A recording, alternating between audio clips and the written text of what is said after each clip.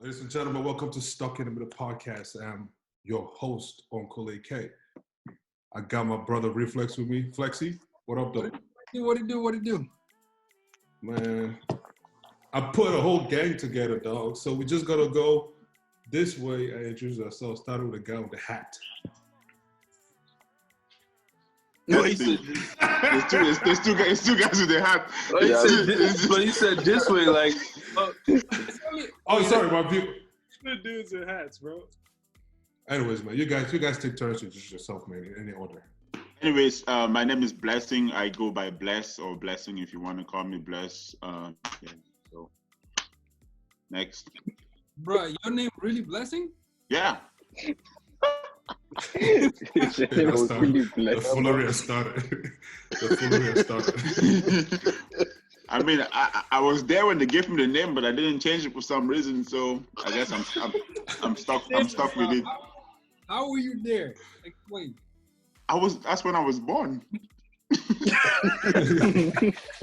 Yo, why you say so? That's when I was born. Man. Next person, man, introduce yourself. Come on. Okay. My name's Aristide, and I go by Aristide. Yeah. Hey man, I'm Dan, and some people call me Danny Blue. I mean, Danny Blue. Oh boy.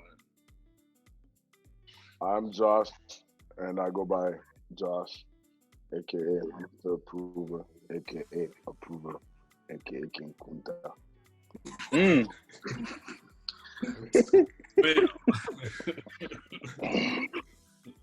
Voila. We're going with all the AKs now. Oh, it's me now. Yeah. Oh, They had the call. I haven't gone. Okay. Belna, but I go by Bell. Sometimes Bel Nino. You know, but Oh. yeah, Or Abel. no, never that.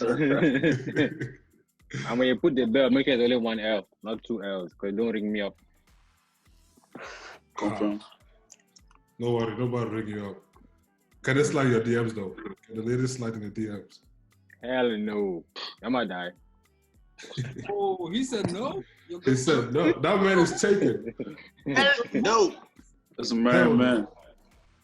But now, man, let's get right to it, dog. We here for a reason, right? So I gave you guys the topic earlier, and the topic goes: how aware are you of your traumas and suppressed emotions, and what steps are you actively taking, to heal yourself? And we're gonna put a spin to that question, right? We're gonna talk about it from an African descent, like kids of from African descent. We're gonna go back to our roots, our past. We're gonna talk about some of the traumas. You could talk about a failed relationship because your parents said, no, don't marry a woman from that tribe or a woman from that other country. That's one you can talk about. A point in time when, there's like, they probably said, hey boy, shut up. You're not supposed to be hurt, but sin. You know what I mean? Stuff like that. So everybody, will just take turns and say theirs. I haven't thought about mine, so I'm gonna, pass it on to Reflex, to start, and then I'll think about mine. Well, I gotta start. Traumas, man. You hurt? Nah, bro. You sent us a topic to think about, and you didn't think about it. I didn't think about it. But it's Honestly, okay. It's okay. It's a hard question, and I guess that's one thing that I'm saying as Black African men, we gotta talk about what are our traumas and how are we even the underlying ones that we're not even aware of. Is it affecting how we interact with other people from other cultures or people in our cultures, our women, our parents? And one that comes to mind really is just you know what I mean, we posted something on our Instagram the other day where it's like some women have a hard time, doing eye contact. And then one person responded, they were like, they responded privately, was like, it's because of, growing up in African context. When you make eye contact with an elder, it's like, yo, you're disrespecting me. So you talk to your elder looking down. Right. You know what I mean? So it's like, when you come down to the Western culture, it's like if you're not making eye contact with somebody when you're talking in a job or in a relationship, it's like they have a hard time trusting you. You know what I mean? So it's like back at home, when you're talking to an elderly, you know what I'm saying, like your uncle or your parents, you're looking down, hands Yeah, behind, look down. you know what I'm saying, hands behind Right. you. And now when you go to work, you gotta make eye contact with it, you know what I'm saying, the black man or the white man. So you establish that trust, you know what I'm saying? So that's like one that comes to mind really. That's You can big. discuss that, or anybody else can, you know, put theirs on the table. I mean, mine's. I would say another one for me is the whole thing of, oh, because you know you come from this tribe, you only have to marry somebody from this tribe, but deal with someone from this tribe. You know what I mean? It's like you try to date someone from a different tribe or from a different country. Like, oh, nah, you have to keep it in the the tribe because it's better to deal with the devil you know than the devil you don't know. Like, bro, it's a matter of their heart, man. Like, why is the devil in this? Anybody here is that? Anybody else experience what? Experience like that. Experience that. Tribe part? Yeah. I mean, Josh and I are from Rwanda, and in all honesty, we don't have that many. But those that are there, it's tough, bro. Let's just say if you do go in the wrong tribe or the other tribe, you might, nobody will show up in your family. Like literally, you'll get married and nobody. Like your side is empty. Yeah, I mean, I think almost every African, every African country or tribe or culture has that. But I think as times are changing and people are like getting westernized, I think like there's more families like lenient towards that. Not everybody is so strict about it as they were before. But like I know stories like my grandparents would always talk, or like my parents would talk about how their grandparents warned them not to do that because they felt like it might even be an abomination to like the family. So, but things are changing these days. Is it really though? I think we're trying to say that things are changing, but at the end of the day, I feel like there's still underlying things. When you have things that have been there for longer than you have, longer than your parents have, it's kind of hard to break those cycles. So Dan kind of talked about it. Is these are conversations that we don't have, things we don't talk about per se, but it's implied in a way. Mm-hmm. So you kind of know, what lane to stay in, and they don't even need to say it, right? And the moment you're out of the lane, then there's certain conversations that start coming up, and you could call them tough conversations per se, but it's for some parents it comes from a place of hurt, where they've either been hurt by a certain group of people and they don't feel like you should, kind of like a Jewish person marrying somebody that's I don't know, whose dad was a Nazi. It doesn't matter how much in love you are, your parents are always going to be against it because it's, why would you want your kids, for example, to have blood on their hands? Why would you want, and those are things they might not come and tell you straight up. Like, hey, I don't want you to marry a kid who has a lineage that comes from that, even though he might not believe in the same ideologies that the parents believe in. Man, it's they're unspoken rules basically to the game almost. Right. So a true question right now is, and let's not be shy. You know what I'm saying? Who has been through this? Who has experienced this? Whether dating or whichever. I have personally experienced like a situation where, me being from Cameroon and then a young lady being from another part of Africa, and then living in the West, it's like, a serious relationship where it's like, we're moving towards even marriage. You know what I'm saying? Like one of the situations is like, I'm about to wipe this joint, and then on both sides, on both sides, it's like, nah, you can't date or marry that person because their country, they known for this. In their country, you know what I'm saying, like they're known for this, and you can only date or marry somebody from our country because, we don't accept the outsiders. And it got really like, deep, like, we're talking like, verbal abuse, physical threats, you know, and things like that. And so when the pendulum swung, you know, some granted, you know, when you go through that, it's like, then like I want to beat this and then break the stigmas. You know what I'm saying? I want to beat this and then be in the statistic where it's like, yo, we make it past that and actually show a beautiful relationship that can flourish, multi-cultural relationship that can flourish. But then sadly, that situation didn't work out. So now it's like when the pendulum swings and now I'm, you know, talking to somebody else, like I think the question is like, how do I date? How do I approach the next situation? Do I go for somebody else in another country, or it's like, all right, I'm only messing with people from my country now. You know what I'm saying? And I've had to think about that really. I feel like that's one thing also our parents kind of are missing out on is you have questions like, what's wrong with girls from our country? There's nothing wrong with it. It's just that at this point, being in a country that's a big melting pot of different cultures and different countries and all this stuff, you're exposed to a lot more.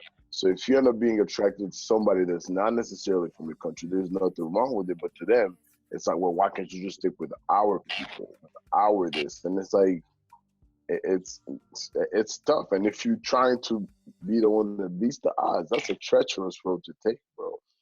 You're going to be, even if you make it to the other side, you hope you make it there in one piece, or at least the pieces that can make it for the rest for however long it's supposed to last, you know. A question I want to ask is, since you know some of us you know don't want to answer, are shy to touch on that subject, let me ask this. It's because they have the experience now. Okay, now hold on. Let me ask this then. For those who are dating, right, in this group, right, for those who are dating, the girl you picked, was it influenced by the thoughts that were engraved in your head by your parents? Or culture? Nah. Not at all. I think that only comes to play when you start thinking about the future. Like, you know, you like getting serious with that person. But initially, when you just start talking to somebody and you guys get together, that is not in your head. Like, that's not in the back of your mind. But when you get to that level where you're like, damn, I want this girl to meet my parents, then now you guys start thinking about stuff like that. But initially, that's not there. So you just gonna play with somebody's face till you get to you serious, man? Right? That's what I'm saying, though. Because, right? Like, I'm a dabble around, bro. Because I want to touch on that, but I want to know if what I think you're saying is actually what you're saying. I really want to understand that. What do you think I'm saying, bro? Come on. So, like, for example, with me, like Joshua said, everybody else, it's like when it comes to a relationship, you know, like it's so hard to pinpoint one kind of person, like one kind of culture, and like try to find that person literally. Like, and then you have to actually like the person and actually, you know, enjoy being with them. That's tough. If you're back home, it's very simple. That's everybody in the streets. You just try until you make it happen. You know what I mean? So, but it's not always like that, though. I mean, like I feel like talking about like if you're in the Western world, it might be hard for you to find someone from your culture, from your country that fits everything that you have. Whereas if you're back home, that's all you got. You know, it's a buffet. Whereas here, my guy, you just got. But then when you go back home, like even though you're all the same people, but then you go down to, I can't get married to this tribe, or from this area, from this region. You know what I'm saying? So I feel like it's all the same problems. It doesn't even matter where you go, really, because it's always gonna be something. It's always gonna be There's always gonna be that like that issue there. You know what I'm saying? So if you're lucky that you know the person that you fall in love with, you know, off the bat is like from your you know tribe, whatever, then good. But if not, then you know it's tough. Bro, I've always said interracial and intercultural relationships are cute in the beginning. Like that shit is beautiful. You know, just like, oh, look at them mixing, matching and stuff. Until you get the nitty gritty of stuff where, you know, whether it be your beliefs, what your like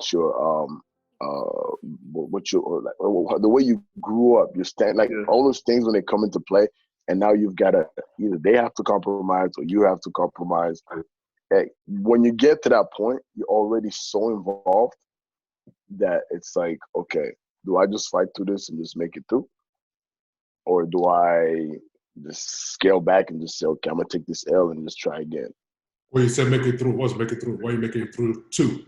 Making it through all the little, cause bro, when you're talking about differences, maybe when you say differences, when you're talking about it inter-tribe per se, let me just start with that. I don't even know a word, but inter-tribe like relationships, you might have a few things off, but at the end of the day, you probably speak. There's one language that you speak that's an African language that's similar. The culture is more similar than anything, and all that. So you don't have that much. When you hit like intercultural now, where it's like different countries per se. You know, there's a difference of language. There's a different way of is more similar than even the way they look at dating per se. You know, because some people just believe dating is cool. Some others think dating is a sin. You're just supposed to graduate college and present a wife, and she pops up. You know, like there's just all these different beliefs that it's applicable.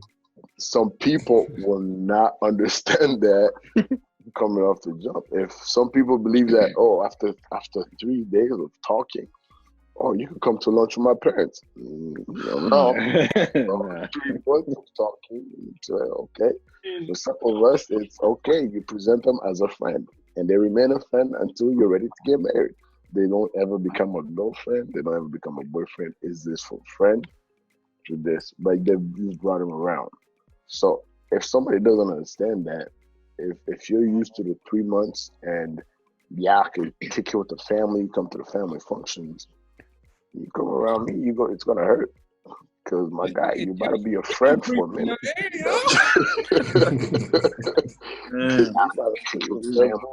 don't know if you guys have experienced this. Come around me, it's gonna hurt.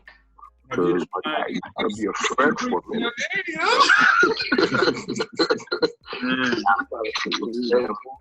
Like try to introduce your girlfriend to your family, and nobody actually calls her a girlfriend. It's your little friend, your friend, how is she doing, how is your friend?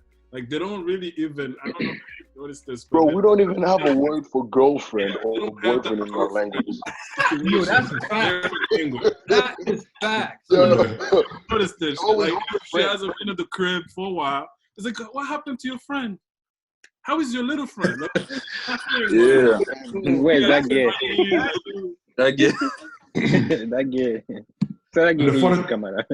And the funny thing is, they're asking like, it's coming. Well, it might be coming from a good place, but they forget to know that just yesterday they were teasing you about it, right?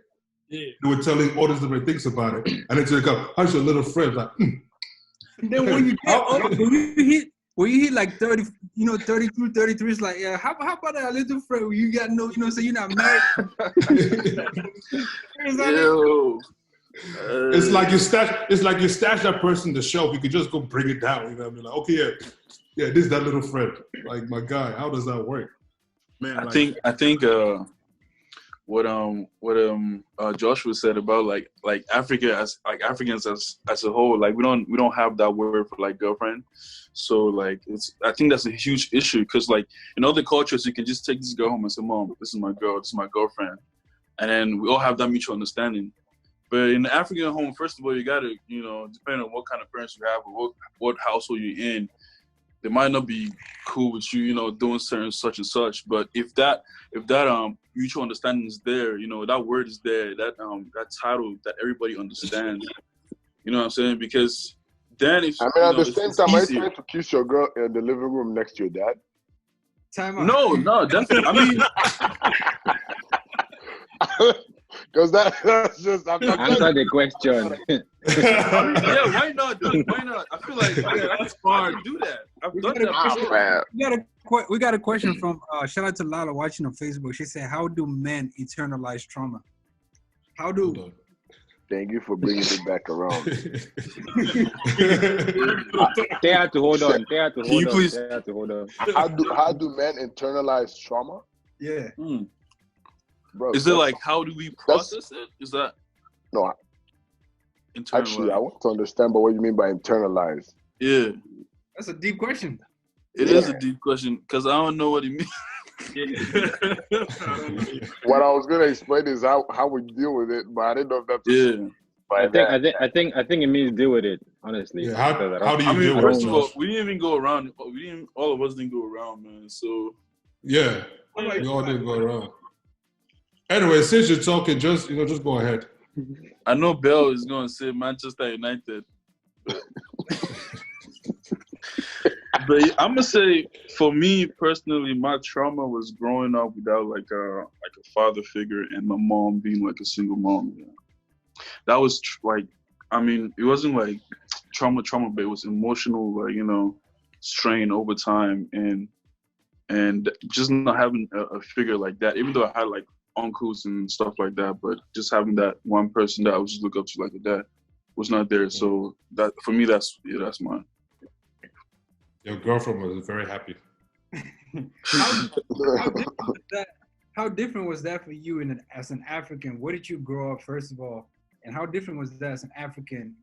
A reason why I ask that, because in the setting in the West, especially here in America, as a single mom, they have opportunities or, like system that, cater to them. As far as like beautiful systems. Let me clarify before Lala come from my neck. Beautiful systems like child, what do they call it? What do they call it, Joe? You pay child support? Child support. Child support. Oh. Child support, and they got WIC, They got WIC. They got, or stuff like that. So where did you grow up, and how different was that for you as an African? I mean, I grew up in Cameroon, in Bamenda. I grew up with my grandpa. PNU boy. I grew up in my grandparents' home, like the compound. I'm sure we all have stories of like growing up in the same, compound, the same house, family members. So for me, like I don't think I really realized how it affected me to now, or now that I'm older, because as being young and growing up, all I had was like my mom. So I just knew my mom was everything. My mom, my aunts, her sisters. They were everything. So to me, that was just the way of life. But then over time and me growing up, and it just affected me more. I could just realize that there was something missing, and there's certain things that it made more sense that okay, it makes sense now. You grow up now, you're learning more stuff, you're understanding things, you understand how life is. But when I was younger, growing up, it wasn't like a big deal for me. It was just I just have a mom. That was it. There was no other picture. But then now, as an adult, thinking about it and emotionally, it kind of affected me, and now I'm trying to deal with that as well. Yeah. That makes sense. Yeah. Spot on. Well said. Spot on, mate. Bell. You're very quiet down there, man. How can I help you, sir? Bell is brushing his beard. Yeah, those. I know, right? Full swing. Joshua, let me ask you: Can you kiss your girl or whatever in front of your parents in the living room? Of course. I do that all the time, man. Jesus. Even you have all the time. You can, man. This guy.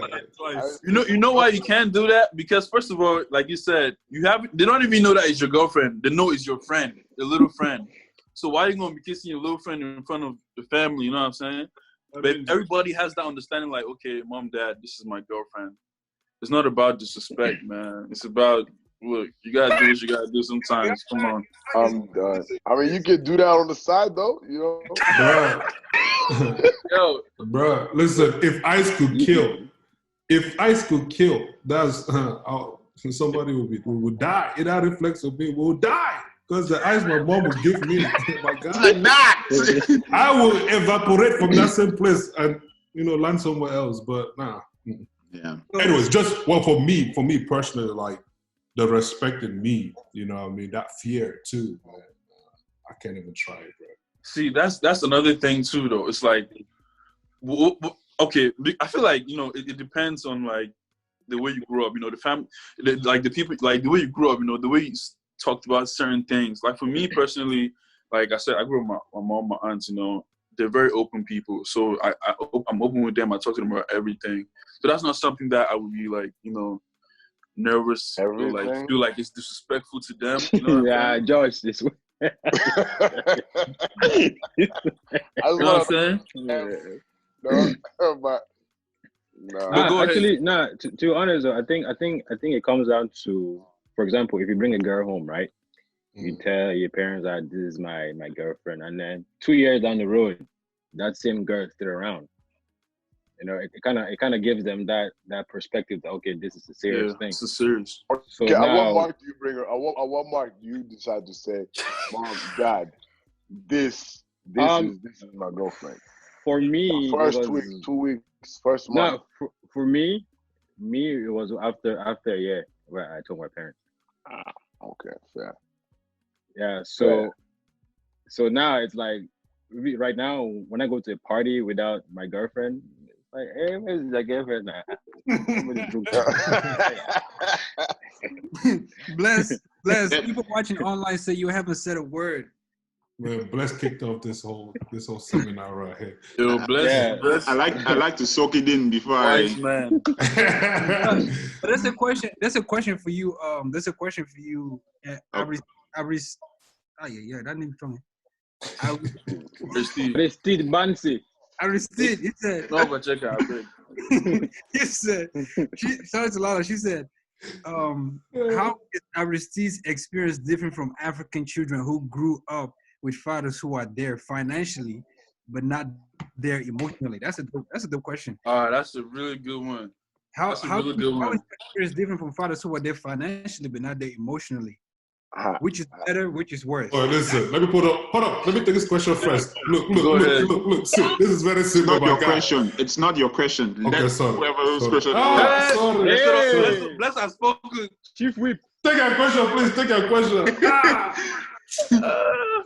Yo, you know, it's so weird because like it wasn't like my father wasn't like completely there. I knew who my dad was. I could see that nigga on the street walking by, but like it was like that connection, like the families. It's like, first of all, like the families were not in like good terms, so that was the main thing. You know what I'm saying? So like it wasn't like he could just pull up to my crib and like, you know, do certain things. So I knew who my dad was, but I just never got to like, you know, see him, get to really know him. So it wasn't really a thing in my mind. I would say like didn't know him. So I didn't really know him like that. I didn't know him basically, yeah. But as for the question, I mean, I'm blessed. I'm blessed that like my family were, you know, financially able to take care of us as kids, and we didn't really need like, I wouldn't say like we needed help from my dad or anything like that. So I don't know though, but the fact that go ahead. Did you go to the farm? The question from Lala, by the way, was for everyone. Did you go to the farm? Hold up. Did you go to the farm? Did you farm? Did you have to farm? The best farm? Yeah, did you have to farm? Yeah, I went to farm with grandma, bro. I went to Mulan. Ask Belna, you know. What did Joshua say? Joshua, what'd you say about the I said the question was for everyone. Everybody. She was asking how is his experience different from those that whatever, but yeah, I just because we know we told Bless that he can't talk. Bless when you get your chance. My bad, I still grandson. My bad. No. Yeah. And I only ask that question, Aristide, because you know, if you had to go till the soil, or you just sit, you know, there and everything is handed to you, you know, there's a difference too, right? There's a big difference between those two situations too. So that's why I asked. I mean, yeah, we weren't like, yeah, that way. I feel like most African parents' dads are there financially, but not emotionally. But yeah, I think so too. That's a norm. That's okay. At the same time, I feel like, and I've said it before, it's our African parents, if you think about the way they grew up, right? And I'm not saying they all grew up the same way, but the general idea is, you know, they grew up and the richest person was a guy that had a bicycle, and that was a teacher. So you have to go to school to be a teacher, be something that's big so you can have a bicycle better, right? So where their parents lacked was providing for them financially. So to them, being a man, or if the man was not even there, was to wait, hold on, Tamara, I have a question. You said the richest person had a what? A bike. A bike. The richest person had a bike? No. The richest person that can see right there. Figure of speech now. Okay, my bad. Yeah, so it's like, so the whole idea of being a good father or a good man of the house is you had to provide. Being there emotionally for the children, that was not your job. Okay? They're not feeling good. That's not your job. You offended them. That's not your job. They're struggling with figuring out what masturbation is. That's not your job. Sex talk, that's not your job. That's for the school. That's when you pay tuition. You know? So that's how, now, granted, some of them figured it out over time and they were like, oh, wait, maybe being a good father is also being able to listen to your kids and not just being a speaker, but also listening. And some of them might have realized it later than sooner, I guess you would say. And they're trying to play catch up, and that's maybe not working out because, like, the question is, do they really listen though? Well, yeah, let me jump in. Let me jump in for a second. The thing is, there's when it comes to emotion, showing emotion, parents showing emotion. If you look at the way Americans show emotion to the parents, to their kids, is different. The way African parents show emotion, it's not that they don't show emotion. Africans have emotion. For example, in America, if you go across the street, they'll say, Mark, be careful when you cross the street. Cars are coming at a high speed. But back home, if you go to cross the street and you don't pay attention, there's a car almost hits you. What do your parents do to you? They beat you first. And then they tell you, next time when you're crossing the road, look to your right and look to your left and look to your right. It's not that they're not showing you emotion. It's just the way that they are showing you the emotion. But that's also so traumatic, though. That's also a traumatic experience. But I understand what you're saying, though, bro. I understand, It's like, yeah, bro. Nah, I mean, honestly, though, right?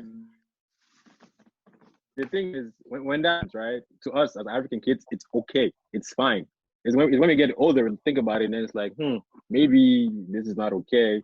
Maybe we should do it a different way. But if we see how, like Leslie was saying, if we see how American parents, how they show emotion, and then we start thinking about those times when our parents would do that to us, it's like, now we're comparing the two. Right. But to us, back then, it was perfectly fine. We probably just laugh at it. Exactly, because that's what you grew up knowing. Mm-hmm. That's what you grew up knowing. I feel like that's part of the problem, though. It's like, you don't actually know, like, when Reflex was talking about underlying, like, trauma and things like that, like, we grow up thinking that that's okay, like certain things are okay, but it actually affects you, your mentality and your you don't, you know what I'm saying? Like, it affects you, bro. Let me play devil's advocate here. Let me play devil's advocate. Get to talk now. Where get you? Yeah. Listen, Papa. What makes you? That song in Africa is a different. It hits your head different. Why is that? Yeah. So when they're talking to you, you're not even listening no more. The sun has blocked your ears, right? So they have to like literally slap you for your ears to open up. You see what I'm saying? Like, it's different, boy. Like when we act like we never look. I'm just saying, man. I'm just saying. Sorry, you gotta understand. Okay, let's look at it in a fair point, right? These guys, like Joshua and everybody said, where they came from, they didn't have so much that now that they have it, they feel like it's enough. And I'm not saying it's right, but I'm just saying that's what they know. Now there is a difference between people, right? Some people, they get to that time where you reflect and say, maybe I'm doing it wrong. There's something I'm doing wrong. I don't have a relationship with my kids. What's going on? Others, they're just gonna force on it. Cut you off until you go back to whatever they want you to be. Yep. And then you come back. But let's also not act like money has a factor to play in this, in what you just said. Wait, did you say let's not act like money has a what? Money doesn't have to play in what you just said. It goes back to the whole concept.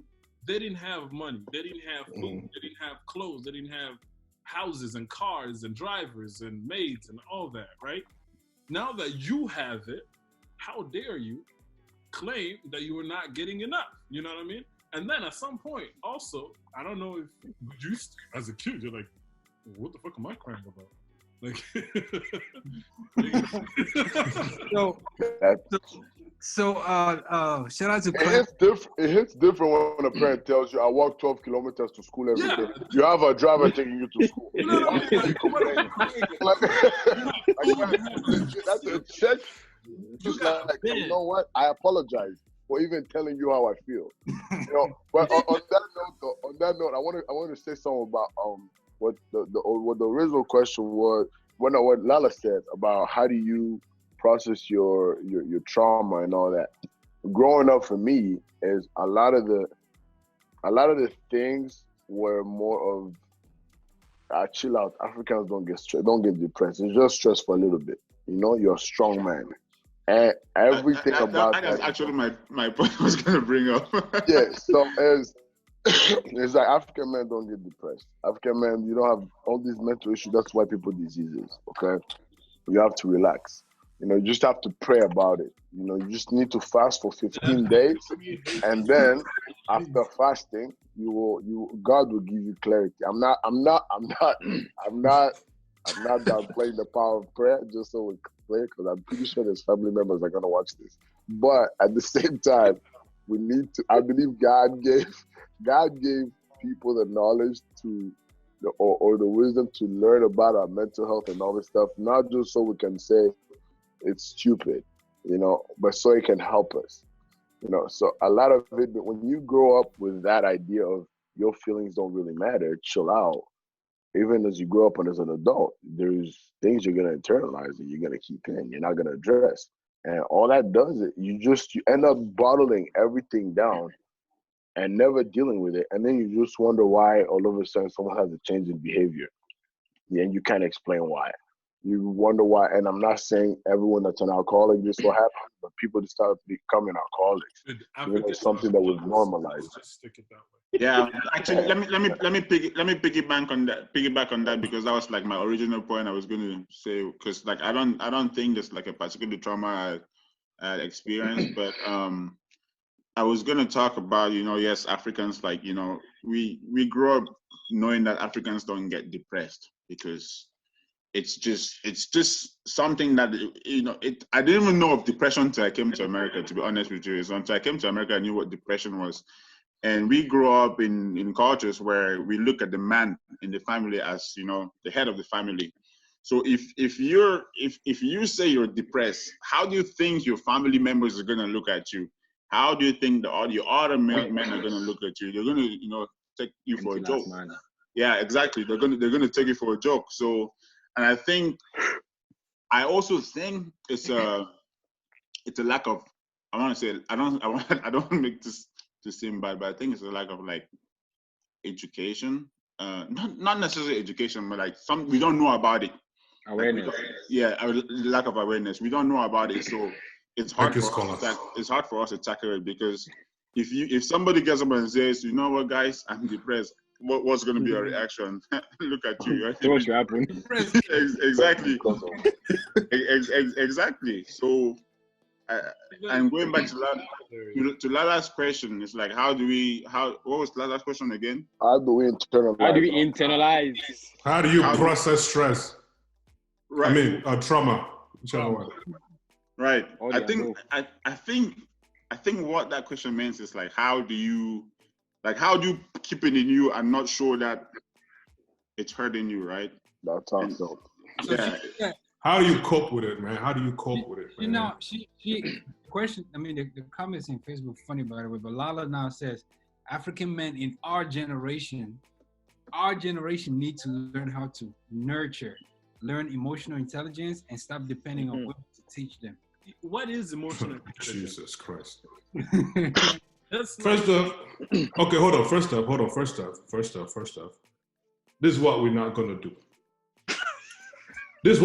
I'm just put this right here, right now. Anything that is gonna come off like, oh, we're gonna start bumping heads and stuff, we're not gonna do that.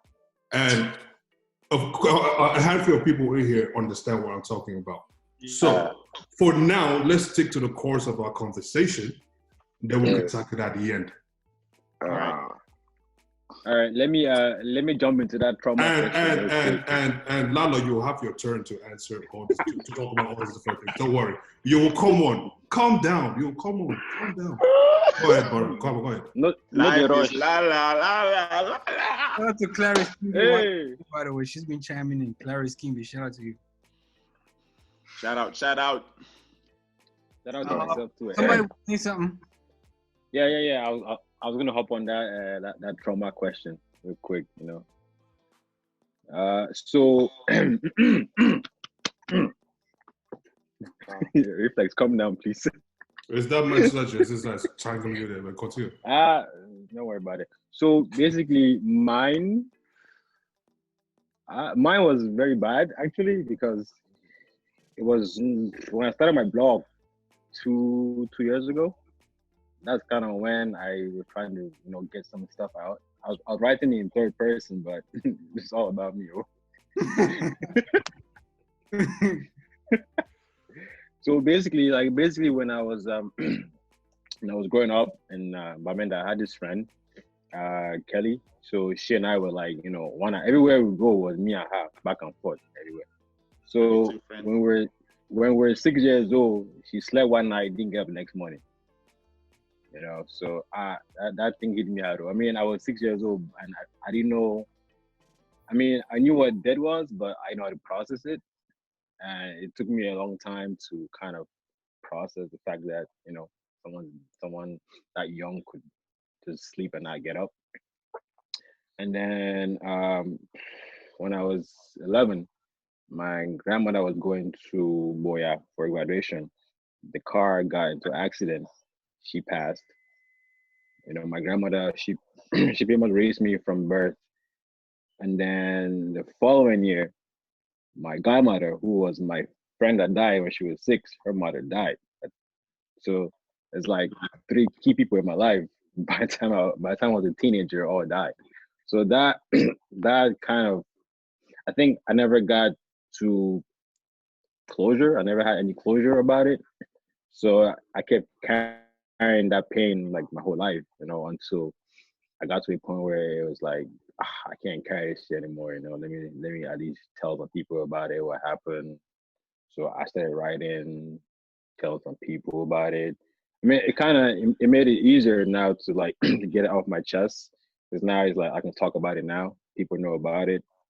You know, it became an easier burden to carry. So I feel like there are many ways that we can internalize our stress, but it gets to a point where you can't keep it any longer. You have to let it out somehow, some way.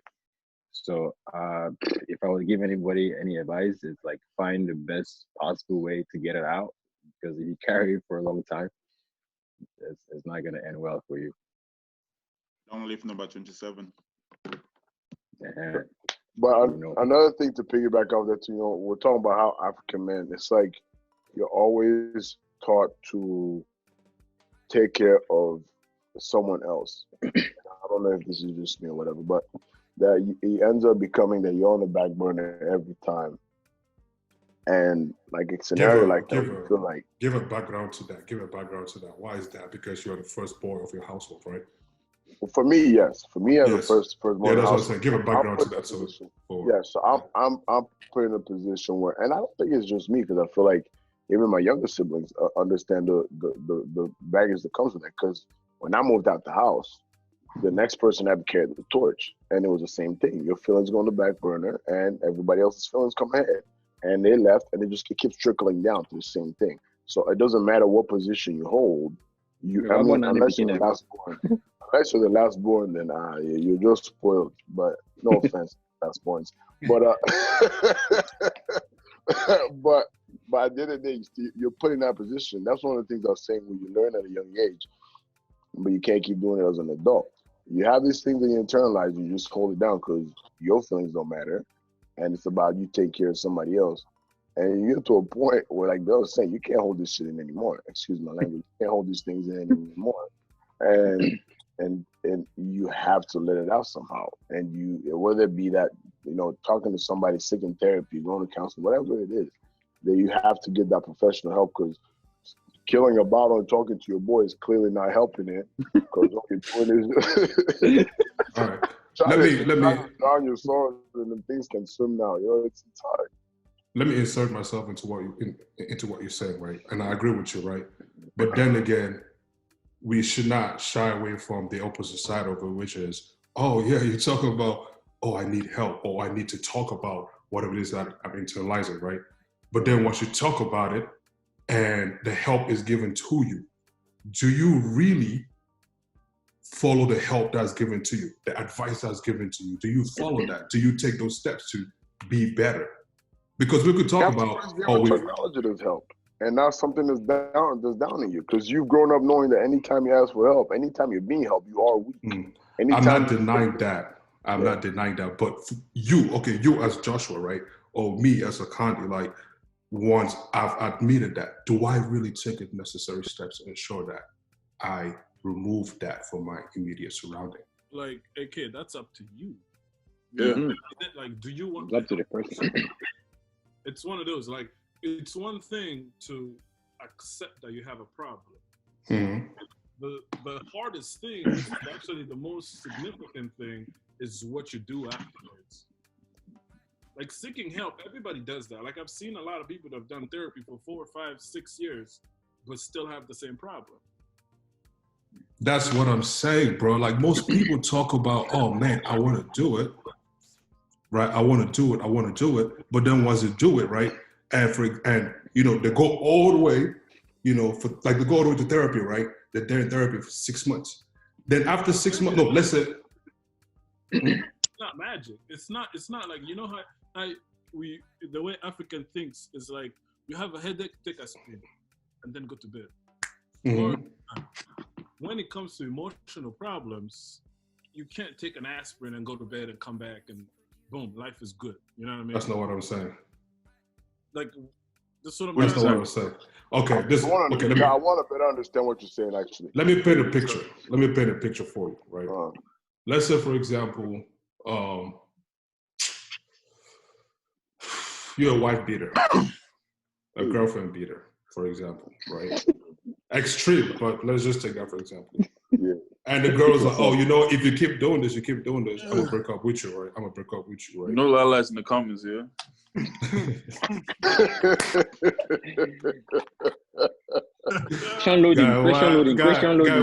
Guy, why you're like this, man? Why you like this? Go ahead, man. Sorry. But anyways, so you know, your wife or your girlfriend, whichever, tells you, hey, you know what? I'm gonna leave you if you keep doing this, right? And you're like, oh man, it's because of the way I was raised, blase. And then you go seek help, therapy, whichever. You talk to your parents, whichever, your boys, and they're talking you through this process. You're like, okay, 6 months, a year passes, nothing happened. And then once you're done getting, you know, that help that you so know you're getting, right? You immediately revert back to your old habits. Relax. Wait. Hold on. Wait, real quick though, okay. At that point, you're expecting that even if it's that 1 year program, I don't care if they tell you it's a 2-year program, you're expecting it to be something that's gonna fix the problem. When in all reality, it's a never-ending process. No, okay? It's not. I had to say it that way, that it's a never-ending, because even after you're done with therapy per se and counseling, whatever it is, you're still gonna have certain things that you're gonna have to keep doing for you to get better. You know, it's kind of like it's kind of like physical therapy. You go, let's say, God forbid, you had a stroke, for example. You're gonna go to the physical therapist for so long, but you're also gonna have to go home and put in your own work. Where that means, if that means when you're in bed, you're supposed to try to get yourself out of bed. You have to try to do the waving. You have to try to do your little touchy, whatever stuff. Whatever you have to do, it's gonna be an endless process. So you have to stay aware that, hey, look, I am not well still. I still need to get up, and never at any point believe that, hey, I am fine. Because you are going to realize the steps that you've made. You're going to realize the progress you've made over time. But you can't just say, because, and just using your example, that because, I was a wife beater, because I dealt with an abusive relationship as a child or whatever, now this has been solved now that I've gone through the 1 year program or whatever. That whole change mentality doesn't work. There's I don't think there's such a thing as a whole change.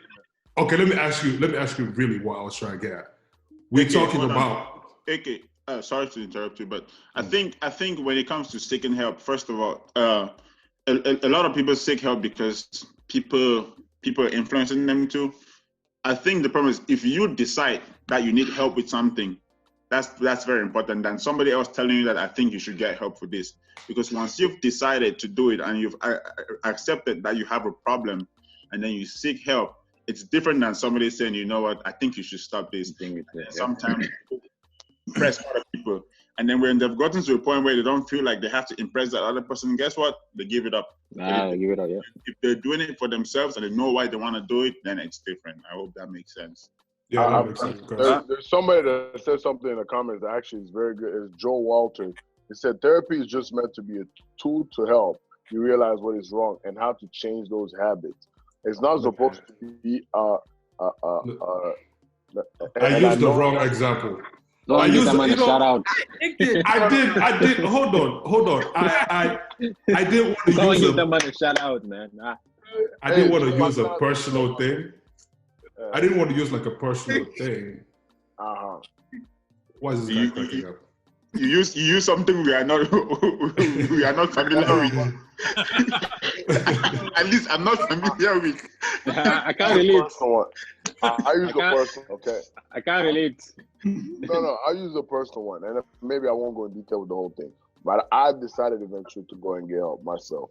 But that was a decision I made on my own. Right. Because someone was saying, "Hey, you need to go." Because everyone I told, to be honest, it was like, "Okay, so what are you gonna do about it?" Actually, matter of fact, AK himself, this nigga will be like, "Yeah, but what are you gonna do about it?" But which is a valid question. It's a valid question. It's hey. I was not trying to go there, but since you went there, let's talk about it. No, don't go all out on that one. So chill out. Let me say. I want to know. I'm curious. You're over here barking at me. I'm trying to save you, but you're barking at me. Okay, now you want to talk about that? You want us to touch it now? It's one of those where it's like you have to acknowledge that you need the help because either you're tired of whatever is going on or whatever it is, and you want to see a change. But if you're not, otherwise, it's going to be the same thing where people are going to keep pushing you. Well, why didn't you go to therapy today? Why didn't you do this today? Why didn't you do that? Why didn't you do that? No, it needs to be you wanting to do it for you. Yeah. The moment you start doing it for somebody else, when that person disappears, you're going to revert back to your ways. If you're doing it because your wife beat her and you want to please your wife, by the time she leaves you, you're going to be like, what's the point of the therapy? What's to please her anyways? I have a question, Josh. I have a question. I don't necessarily think so. Me personally, I feel like who's talking? Oh, okay. I mean, I understand what Joshua is saying though, and I kind of agree. But I feel like for me, the biggest part of looking for help is actually acknowledging that there's a problem and that you need help. So if somebody's just pushing you like, oh, you need to get help because you're drinking too much, everybody's telling you this, blah blah blah blah. But to you, it's like, man, I don't know what you're talking about. I'm good. So to me, like when you actually tell yourself that, okay, this is a problem and it needs to change and I need help. But first, acknowledging that you have a problem, I think that's key. I can understand what you say. If somebody else is pushing you, you might not have the same fire when you're done and come back and start doing the same thing. But like, a lot of people, like parents, will say, okay, we'll go to like therapy for being a drunk, and because they want to be a better parent or something like that. You know what I'm saying? So they're not doing it for them per se; they're doing it for their family. So as long as you accept that you have a problem and then you accept that, okay, I want to change, then I think that's the key thing. But I do also agree to some things that Joshua said though. I don't know if you drank wheat things this morning, but you've been preaching, bro. No. Josh. I got a question for Josh. Oh, wow. No, I got a serious question for Josh. Wow, I didn't want to touch this topic, but you took me there. I have a feeling. Okay, go ahead. No. Can everybody chime in? Everybody can chime into this. Yeah, everybody can chime in. Yeah. I got a question for Josh. So, being that you went like that situation you spoke about, right? Yeah. We both know exactly what happened, right? What are the outcomes? Like, please tell me and my fellow compadres here, what are the outcomes? Like, what is it that you learned? Because I personally want to hold that. I think what it is, and I'm speaking from a. I really want to know. So you want to know what? No, hold on. Flex finish first. Quick question though. Yeah. Good question. I just want to know, like, did you realize yourself that you had a problem, or did people have to like come to you and talk to you and let you know that, oh, this is a problem? No, it was mainly me saying there's a change in habit. Okay, well, it was both actually. It was both. Okay. It was more of someone complained about the way you're acting in a certain way, and then you finally realize, like, oh, wait, hold on. For as long as I've been there, I've not done this nonsense, and now all of a sudden I'm doing it. What's causing it? You know, I've lost interest in doing this and interest in doing that. What is that? You know? So then you're kind of forced in a corner where you have to think. Not a single person is telling you get help. Everyone is just thinking you've just picked up new behaviors. You know, you just feel like you're a bad boy now, whatever it is. But not a single person saying, you know, oh, you should get help, whatnot. But what AK said, in terms of what did you benefit, what do you feel you got out of it? For example, for me, it was for anxiety and depression and a few other things. But I became more aware of my anxiety after I got the help, which I'm still getting. But which is something I actually hated, because to me it was just like, I always thought it was just dreading stuff, you know? You're more aware of it, but on the good side of it is being more aware of it, you know how to better deal with it. Because you're given tools on how to deal with it and how it's really a false reality of what's really going on, you know? So on a daily, I mean, till this day, I still go to therapy. And every single day, whether it be unloading and saying what's on your mind and what you're dealing with, you get an outside perspective on where you might have a biased opinion on what's going on with you. And you get a professional outlook that has no emotional attachment to it, and they're willing to tell you, hey, look, you're doing this again, and it feels like you're going back down this route again, and maybe this is what you need to do. Now, all they're doing is just showing you what's wrong or where you're messing up at. It's up to you to decide, do I want to change that, or do I want to just stay back and come back next week and bitch about it? You know? So that's what I was saying. It's an everyday thing. It's an everyday battle, because you're gonna realize, okay, look, you do this, for example, you beat yourself up, you whichever one it is that you're dealing with, but you're given the tools that you need to better address things. And once they give you tools for one thing, some of the things you figure out along the way. You know, you figure out as you go. So it's just, it's a continuous battle. It's a never-ending battle where every day you have to be very in tune with yourself. You have to be very in tune with what you're doing and what you're saying. Does that mean you don't slip up? No. Does that mean you're not gonna fuck up? No. You're gonna do all those things. You have to be able to catch yourself and do a self-analysis at the end of the day and be like, oh, okay. So I slipped up here and there, and I fell back in the same role here and there, but you know what? We move. You know? We move, bro. Yeah. That's basically it. So I answer your question. I hope I answer your question. What I got from it is being able to actually, one, be open about it with somebody and fully address some of these things that I ignored completely and buried down. I'm talking about things from since I was 4 years old that I didn't realize that you can learn something at 4 years old that will continuously happen. By the time you're an adult, you're still doing it, but it has bigger consequences, and you're wondering why now this is bothering you, you know? So but once they pinpoint that, you stop going from, oh, hey, I don't know what's wrong, to I know what's wrong to some extent, and this is how I can address it. Thank you, Josh. You're a good sport. JK. Right. But nah, man. You're actually one of my, in terms of friends now, like in terms of friends, like you open up about things that some of us, I mean, me, I sit, I'm like, hey, my brother, you are strong, though, because me, before I even start talking about something like that, my God, I'll have to go and see, you know, the ancestors. Is it okay for me to talk about this? Absolutely. Are you sure? And that's exactly how you internalize trauma. Yeah, exactly. Yeah, that's what I'm saying. You know what I mean? Exactly. Case closed. Yep. Hey, Bell, don't close the case now. Case you open. Sorry, sir. Don't close the case. I've opened it back now. Let me see. No, I'm just saying that, you know, men, and I'm generalizing this, men need to learn from, you know, mans like Joshua. You know. So you. Like, hey, Joshua, yeah. Yes, I agree. Yeah. Yes, I agree. You see what I'm saying? You see the way that I love you. But the reason why, you know, what I'm saying, like, because me personally knowing AK as a brother, I come to him. He's my big brother. I come to him with a lot of things. Sorry about that. That's cute. That's very cute, man. That's so cute. Thank you, man. It's really like, thank you, man. But I understand why he was pressing Joshua and asking the question that he asked, because me, I will come to you, and I'm learning this, you know what I'm saying, like I've grown as the years progress, but you know, 3-4 years ago, I would come to him with an issue, and then he would give me advice, and then I completely disregard it. So I understand why he was coming with that question. Yeah, man. Right.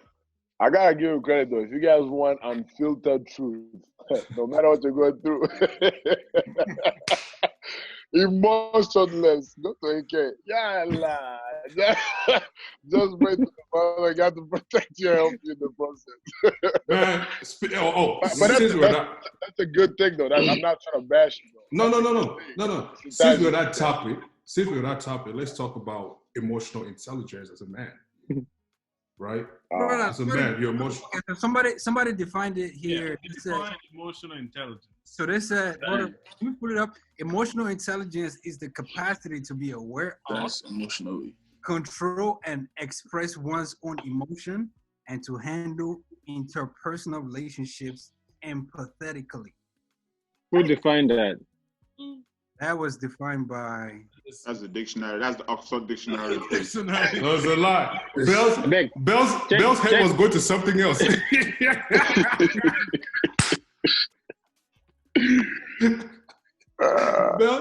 Bell's head was going to something else. But now, for real though, like, man, let me start this one.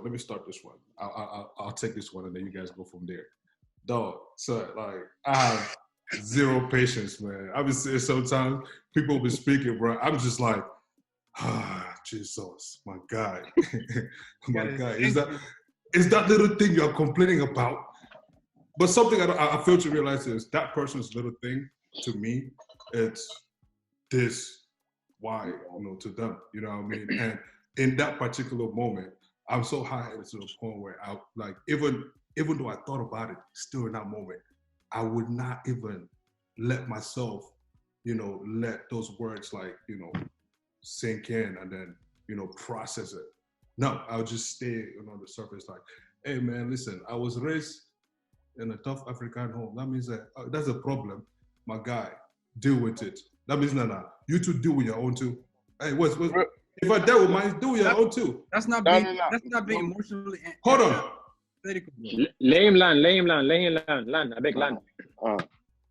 So it's like, for example, like Josh now, Josh will come to me, you know, he will talk about all these different things, and I just sit there and listen to him. So I'll go, yo, my guy, do you want me to speak? Or was I just listening? So sometimes he'll go, I was just listening. I'm like, all right, cool. I walk away. Then sometimes, I want to get your opinion to this. And I just don't, you know, just certain things that I just cannot get accustomed to. It's like, oh man, this happened. I'm like, dog, that's what you're really complaining about? I'm not, to him, it's really coming from his heart. Like, he's really feeling this. And to me, I'm just taking it from the surface. Like, bro, that's like a minor problem. I don't really care about that. And I can like see him walk away in frustration, like, damn, I just wasted 30 minutes of my time. And I wouldn't even follow up on it, you know what I mean? And that's really bad. I wouldn't even follow up on it. But later I'll be like, hey, my guy, that one thing you were, you know, troubled about, how did it go? And then he would talk about. No more. What happened? At that point, the person don't even want to talk about it no more. Yeah. It's not you, dog. So, anyways. It's true though. Like, imagine. No. And then somebody tells you it ain't shit. Excuse my language. And then they come back to you and ask you about it. It's like they're just gonna make you feel bad even more. No, but I've always wondered, you know, because I've done it too. The same thing you just said, I've done it too. But do you think, and it's a question maybe to Ken, anyone else who feels guilty of doing the same thing, which is probably all of you guys, but do you think that we tend to do that in terms of saying your problem is not even that big and you're stressed over it because we're trying to suppress our own trauma?